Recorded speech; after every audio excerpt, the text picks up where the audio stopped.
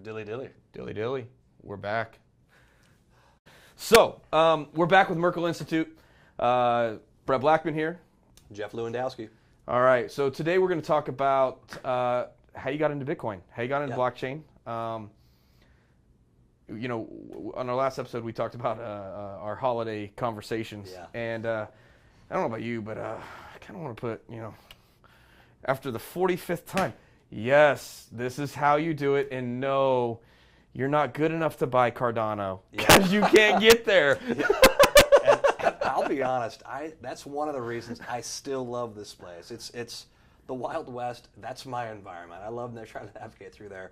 But those barriers to entry, I mean, it's not like going on your E-Trade account or your Scottrade account and trying to buy, putting some money in there and buying, stocks. It's not that easy. I don't know about you, but every time I sit there and I look at it, I'm like, okay, I go to Coin Marketplace, right? Yeah. Which, by the way, if you don't know anything about Bitcoin, blockchain, or whatever, start at Coin Marketplace. You can at least start seeing what's going on. And I go in there and I hit recently added. Yeah. And I'm like, oh, look at the volume on this one. I like this one. I click into it. Dang, it's on one of the 7,000 exchanges I don't have because I'm on 6, right?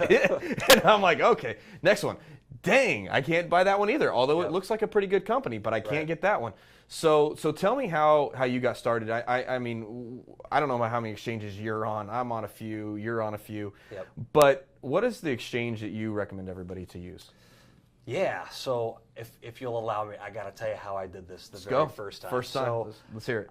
Going back, the financial crisis, I was about as freaked out about it as anybody. And when the Satoshi white paper came out for Bitcoin, I gobbled that thing up, man. Everything he was saying in there was speaking directly to me, and I'm like, I got to check out this Bitcoin thing. And so I don't think I knew about the paper till about maybe 2012. And so I started looking at it and then just started trying to find a spot to even follow it. Like, what is the price? What can I get this at? And GDX account? Right? No, I didn't. I had no idea. Mt. Gox? I was literally looking at like forums that were telling me, Bitcoin is at this price now, and I found one that was. I actually found my username and password from a Mt. Gox. There's nothing in there. Yeah. I have an unfortunate and an expensive incident with Mt. Gox as well. But even before Mt. Gox came around, I said, I was watching it, and it was I think when I started watching it was like $5. And so I'm like, well, all right, well, let's see. And it fluctuated around, and it started to just take off. It went from 5 to 10 to 15. You're right about $50. I said, I got to figure out a way to get this. And so I'm looking. Set your Dawala account up? Yeah, I know. I had one. I never used it. I had one. I never used it. I still have it. I think I do too. I haven't logged out in a while. But I was actually going to like CVS. I did the same thing. With a $500 voucher. You basically give them cash behind the counter. They say, I want to send it to this address, and then you go home and hope to God that it actually shows up.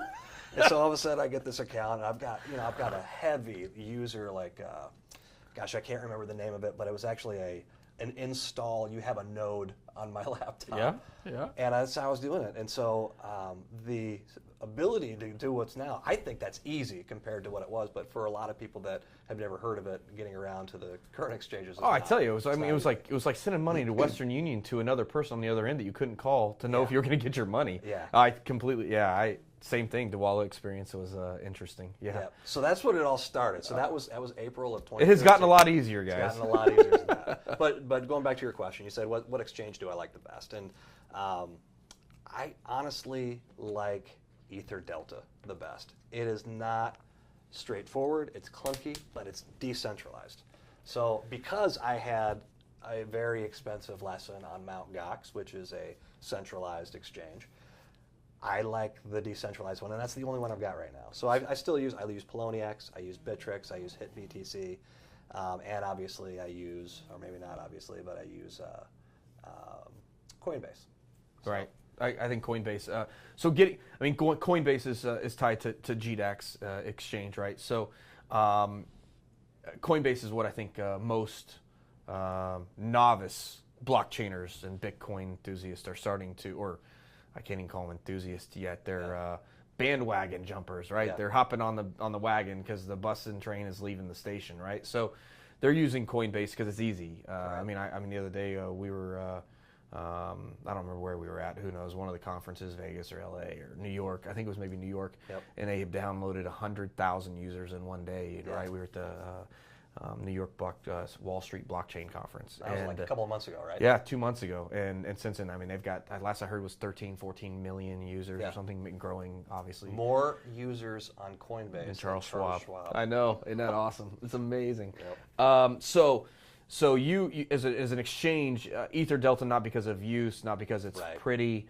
It got hacked the other day. Somebody threw a deal in the front of it. So if you typed in your account, they hacked the DNS server rather than the exchange. Right? Point. Yeah, it was not an actual exchange hack. It was the DNS server, which there's a lot of companies out there trying to focus on decentralizing the internet, which would be no longer having DNS servers. So that would never happen in a purist world in the blockchain community. Yep.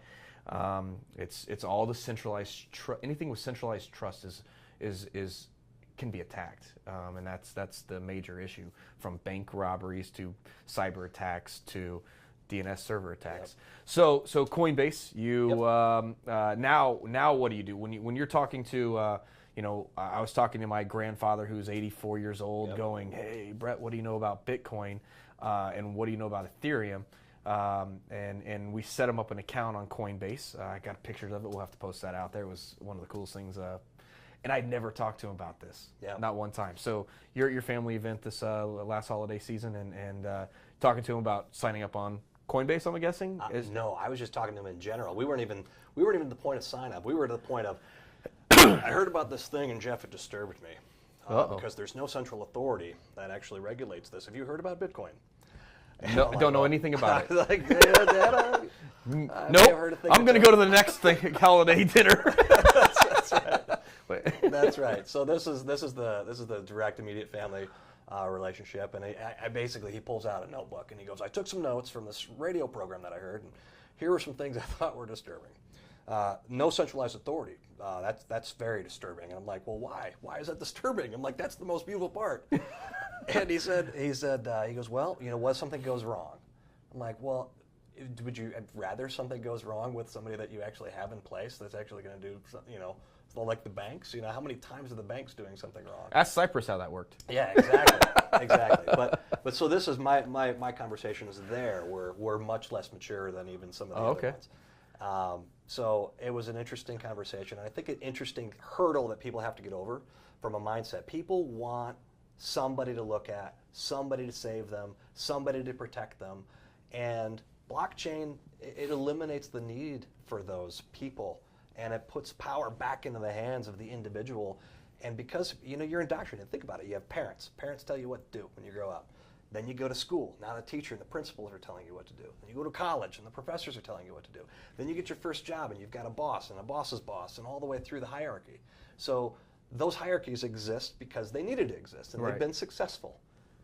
Blockchain allows some dissemination of those pieces. I mean, obviously you're still going to have parents, and they're still going to tell you when you can and can't eat candy, but there's different only until I'm 21. That's right. There's different constructs within government. We elect representatives because we believe that they're going to look out for our needs. They come to my platform as X, Y, and Z. You believe they're going to take that platform when they go represent you. It's a representative democracy. Blockchain allows the disintermediation of that and could potentially lead to direct democracy, where you as an individual get to put your vote out in a protected environment. Tell you what, so Cardano right now, which I've been a fan of for quite a while, long before they became the fifth largest coin in the marketplace. I've been a fan for I don't know, a few months, and they have this new treasury and voting system that they're running through Oxford and MIT right now through their research departments, that's supposed to do this whole decentralization of a community authority through voting rights and so forth. I think it's going to transform not only the cryptocurrency world, but could transform the way governments actually work. It's truly impressive. So we're going way down a tangent, a rabbit hole again. It's probably not the beginner that we're trying to speak to. Sorry about all of that, guys. But So coming back full round, you like Ether Delta, do. which if it's your first time, that's probably not what you want to go with. No. But something is similar. Like I know, I had a great experience with my brother and myself sitting in my grandparents' house. My grandfather's 84 years old. Literally goes, "Hey, Brett, what do you know about this Bitcoin stuff?" And I literally look over at my brother and I'm like, "Did you say something?" And he's like, "No." And he's like, "I didn't say anything." Who's saying what? Like, what do you know? What do you think, Grandpa? What do you tell me what you know? And he's like, "Well, I like Bitcoin and the ledger process and how a transaction either happened or didn't happen and it's written, you can't change it. Really like Ethereum and the smart contract system." And he, he's 84 years old, retired now. He's an engineer. He's brilliant. But I'm sitting there and I'm literally like looking at him going, "Are you kidding me? What is happening right now in my grandparents' living room?" And so I'm like, "You know what, Grandpa?" He goes, I think I'm going to buy some Bitcoin. And I think it was about $4,000, $5,000 at the time. And I go, maybe six tops. And I go, "You know what, Grandpa? I can't let you buy Bitcoin. My aunts and uncles would kill me. However, let me give you some." So we downloaded Coinbase. Yep. And did the whole KYC thing, pain in the butt, take picture of your ID and all that stuff. Actually, you know what? I don't think he had to do that at the time. It was actually pre that on Coinbase. I think you have to now. But downloaded Coinbase, gave him $100 or $200 worth of Bitcoin, and which is now worth quite a bit more probably. Yep. But it was a very simple process. And then I know he gave some to my brother. I think he gave some to my stepmom. He started giving some to all the family. And you know what's funny about my grandfather being the guy who really is an evangelist of new technology and new thought process. I'm a huge Robert Kiyosaki fan, Rich Dad, Poor Dad. 14 years old, he walks into Thanksgiving with 15, 20 copies of that book and starts handing them out at Thanksgiving dinner. And he goes, "If I would have read this when I was your guys' age, it would have changed my life." And he gave it to me and I was 14 and I read it and it changed my life. Literally went down a totally different path. And as much as that changed my life and my thought process, I think he is obviously seeing how Bitcoin and blockchain is totally going to change the life of our entire community, our entire society. And he's 84, right on board. And the thing is he's 84, and he's not even an early adopter. We're still in the innovation stage. So if you think about the adoption, the technology adoption S-curve that goes up, we're just getting in the first stage of the early adopters right now. So when he did that, he's probably still in the innovator stage, which is something at 84. It's impressive, right? I'm hoping I am there at 84. I'm hoping I'm alive at 84, and then hopefully I can be as intelligent as him to be able to be interested in new technologies that has come forward. So you go to Coinbase, and then what was another other than Ether Delta? What is another exchange that you've used in the past? Yeah. So, and I'll tell you when as part of the whole Thanksgiving and Christmas dinners. The question set comes up. What do I do now? How do I get involved once you convince somebody? Right. And then the first step I say is, okay, open a Coinbase account, and that is because it's the easiest. Absolutely. And by the way, there is what's called KYC, and just for definition, that's Know Your Customer rules. It's a series of regulations that anti-money laundering rules and AML. Financial institutions need to abide by in the United States. So there are some steps. You will need your driver's license. You'll need to photograph it. You'll need to send some of that information in. But it's also the easiest. Now, part of the shortcoming with it is you're not going to be able to offer or provide a lot of dollars in at once. Let's just say that you're a big investor, you want to put $100,000 in, you're not going to be able to do it through your Coinbase account. But it is a great starting point. Another one is Ether Delta. The reason I do like Ether Delta outside of the decentralization components of it is because it gives you access to a lot of the company tokens, the ERC20, or which ride the Ethereum network. Those tokens which you can't necessarily get on Coinbase. You can only get 4 on Coinbase right now. And I also like to use, I think from a centralized perspective, Bittrex. It's a good site. It has a lot of availability, well respected, high amount of security. And so those are probably the 3 that I like the best. I don't know if you've got the similar. Yeah, I use all of those. I like Exodus. You actually showed me Exodus. Yep. Love Exodus because close the computer, it's offline. That's right. tough to hack. Downfall with Exodus is its altcoin offerings are limited, but it's probably if it had more coins and more liquidity, I probably wouldn't use anything else actually. I like it that much. I'm with you. It's so easy to use. So I usually tell people Coinbase first, and then I tell them Exodus second, so they can get in it, because it's really hard to screw Exodus up. Yeah. And it's safe. It's much safer than a lot of the others. Then the next one I would go is Hit BTC. I like that because it's easy to transact across, USDT or Ethereum or BTC, and then the other one I use a lot of, actually, I'm starting to really fall in love with more and more is Binance. Bittrex was having a little bit of issues publicly with some accounts, people getting locked out of their accounts, not able to get their money and so forth. And so I watched that pretty closely because at the end of the day, when you're not on a decentralized exchange like EtherDelta, or you're not on Exodus where you have your key, you're not in control of any of your keys, which means you're not in control of any of your assets. And when you're on Bittrex, when you're on Binance, when you're on Hit BTC, you don't have access to any of it. So it could be gone tomorrow. Coinbase, are you kidding me? I guarantee you there are groups across the world, United States, Russia, Europe, Asia, all of them. There's bad guys in all the world trying to hack Coinbase right now because it's probably, liquidity-wise, one of the most liquid. I think what's the one that's that's Korea? I think it's the largest one. I can't remember off the top of my head right now. Well, there's only 7,500 of them. Right. So. Yeah, I know all. I had them all memorized. Like my ABCs. No. So there's some really large exchanges, and the problem with becoming the big player on the block is you get a target on your back from all the guys, and you're in the crypto space. So. And I'll pick up too on the Exodus. Exodus is actually a wallet that has functionality like an exchange. So you can actually swap your different. You can't swap U.S. dollars, but you can swap Litecoin for Bitcoin or vice versa. And it uses a separate organization called Shapeshift, which, by the way, the founder of Shapeshift also started Salt Lending.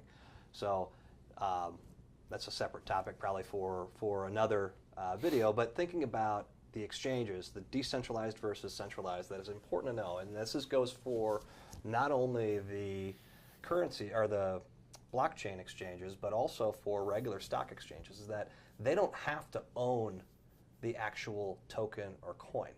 On a decentralized exchange, they can put a ledger mark and say that you have 100 Bitcoin, but they don't necessarily have to have 100 Bitcoin. They just have to show that you have it, which is a key difference and a key reason. So let's just say, for example, Bittrex, in an unforeseen situation, goes bankrupt. Right.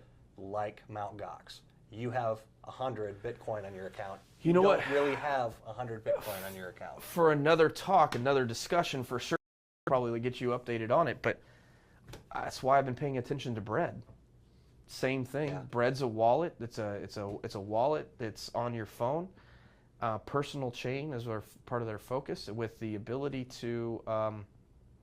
They don't control it, own it, have access to it. It's not an exchange, but yet it's a payment system. Interesting. So yeah, and they just launched their token last week, I think, or a couple weeks ago. Mark that down for talk number 6. There we go. Here we go. So thinking about to just kind of getting started, which I think this video is really meant to do. It is the Wild West. You are not going to get a statement at the end of the year that says, here's your 1099 miscellaneous, or here's we're getting into the tax. That's a whole nother conversation. And I'm not going to get into a lot of detail because this is not a fun topic, but the key point is the exchanges, your wallets, they're not going to provide you with a statement at the end of the year. And as part of the new tax legislation that just passed, there is a rule that basically has changed the way that some of these can be swapped. So the key point here, keep your records. You have to keep your records. Whether you swap for US dollars or whether you swap crypto to crypto, every one of those transactions is now in 2018 a taxable event. So if you want to keep yourself out of some trouble, make sure you keep good records of where you're moving some of those around. Awesome. Well, hey, hopefully that helps. So I'm going to summarize real quick. If you decide you want to move into this space, Coinbase is an easy one to use. Exchanges or wallets, Exodus is an easy one. Yep. Bittrex, Ether Delta, Binance, HitBTC. Those tend to be the ones here in the U.S. that a lot of people use to move USD fiat currency into either coins or alt tokens or altcoins, as they call them, either through a USDT or a Tether transaction, or purchasing them from a BTC or Ethereum or ETH to whatever the other altcoin is. So, and that's a whole nother discussion that we'll have to go through. So, but appreciate it. And I think it's time to stop. I think you got a meeting you got to run to. I do. Thanks a lot. All right. Thanks, guys. Talk to you later.